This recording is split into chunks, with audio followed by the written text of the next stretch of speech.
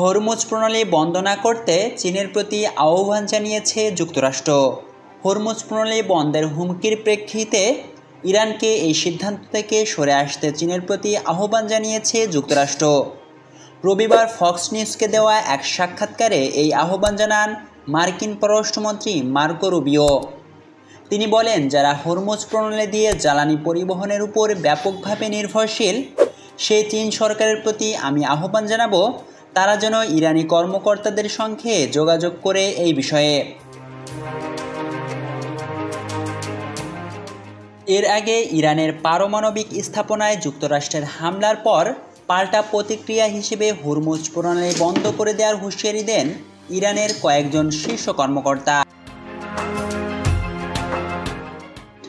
বিশ্বের গুরুত্বপূর্ণ জ্বালানি পরিবহন রুটগুলোর একটি এই প্রণালী, যার মাধ্যমে প্রতিদিন লাখ লাখ ব্যারেল তেল বিশ্ববাজারে পাঠানো হয়। মোহাম্মদ সাদিক, ঢাকা ভয়েস।